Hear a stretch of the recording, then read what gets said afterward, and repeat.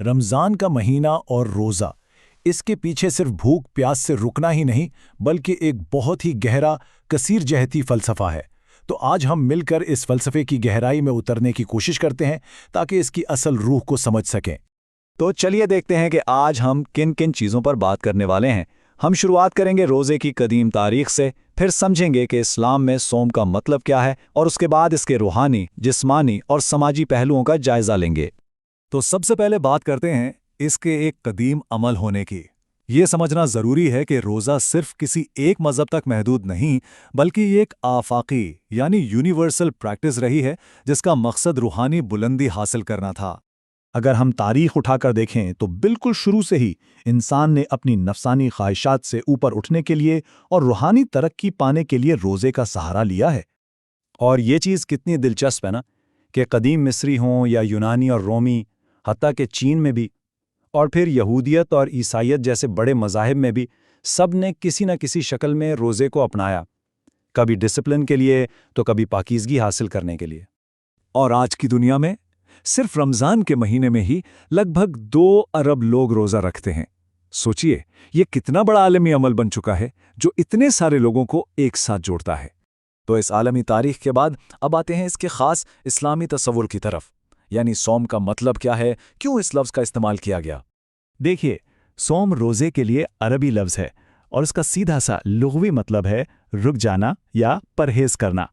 لیکن یہ صرف کھانے پینے سے رکنا نہیں ہے، اس کا مطلب اس سے کہیں زیادہ گہرا ہے۔ اور اس کی گہرائی کا اندازہ اس بات سے لگائیں، پیغمبر اسلام صلی اللہ علیہ وسلم کی ایک حدیث کے مطابق رمضان کا نام رمضان اس لیے رکھا گیا کیونکہ یہ گناہوں کو رمد کرتا ہے، یعنی جلا دیتا ہے۔ کیا خوبصورت تشبیہ ہے نا؟ تو یہ جو گناہوں کے جلنے کی بات ہے، یہیں سے ہمارا اگلا سیکشن شروع ہوتا ہے، روح کی پاکیزگی۔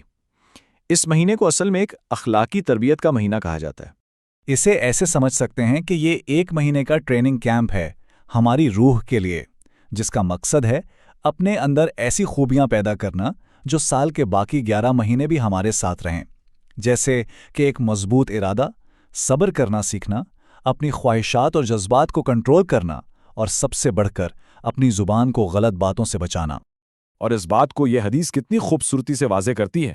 اس میں فرمایا گیا کہ جب روزہ رکھو تو نہ برا بولو نہ شور مچاؤ۔ اگر کوئی تم سے برا سلوک کرے تو بس اتنا کہہ دو کہ میں روزے سے ہوں۔ یعنی روزہ صرف پیٹ کا نہیں بلکہ آنکھ، کان، زبان، ہر چیز کا ہے۔ یہ ایک مکمل ٹرانسفارمیشن ہے۔ اچھا، روحانی فائدوں کی تو ہم نے بات کر لی، لیکن اب ذرا دیکھتے ہیں کہ جسم پر اس کے کیا اثرات ہوتے ہیں، کیونکہ یہ قدیم حکمت اب جدید سائنس سے بھی ثابت ہو رہی ہے۔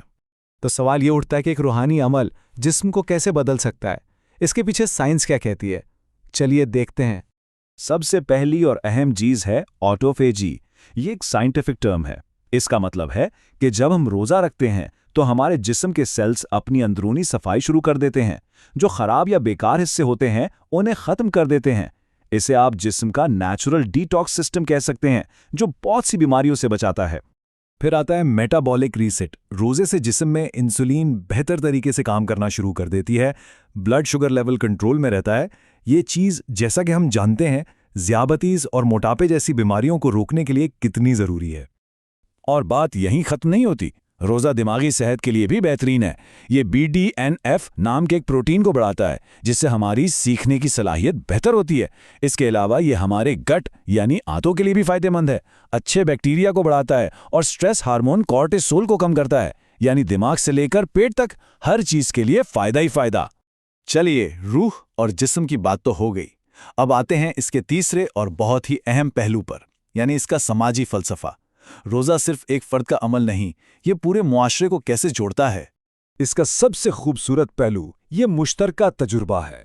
جب امیر اور غریب دونوں بھوکے رہتے ہیں تو امیر کو پہلی بار احساس ہوتا ہے کہ بھوک کا درد کیا ہوتا ہے۔ اس سے اس کے دل میں ہمدردی پیدا ہوتی ہے، اور غریب کو یہ احساس ہوتا ہے کہ وہ اکیلا نہیں، پوری کمیونٹی اس کے ساتھ کھڑی ہے۔ یہ اللہ کے سامنے برابری کا ایک زبردست اظہار ہے۔ اور اس اقتباس میں اسی بات کو کتنے اچھے سے بیان کیا گیا ہے کہ روزہ ایک اخلاقی تربیت ہے جو کمیونٹی میں اتحاد پیدا کرتا ہے۔ یہ عاجزی اور انکساری سکھاتا ہے اور برابری کا احساس دلاتا ہے، یعنی ایک بہتر ہمدرد معاشرے کی بنیاد رکھتا ہے۔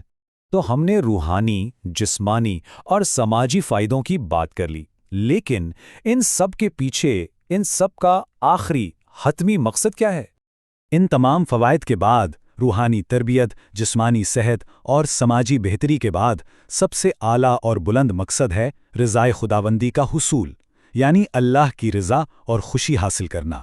یہی اس پوری مشق کا نچوڑ ہے۔ تو اسے اس طرح دیکھنا چاہیے کہ رمضان ایک منزل نہیں بلکہ ایک سفر کا آغاز ہے۔ یہ ایک مہینے کی ٹریننگ ہے تاکہ ہم باقی سال اس سے سیکھے ہوئے سبق کے مطابق زندگی گزار سکیں۔ یہ ایک زندگی بھر کی تبدیلی کا نقطۂ آغاز ہے۔ تو آخر میں یہ سوال ہمارے سامنے آتا ہے کہ روزہ تو ایک مہینے کا ہے، لیکن اس کا مقصد زندگی بھر کی تبدیلی ہے۔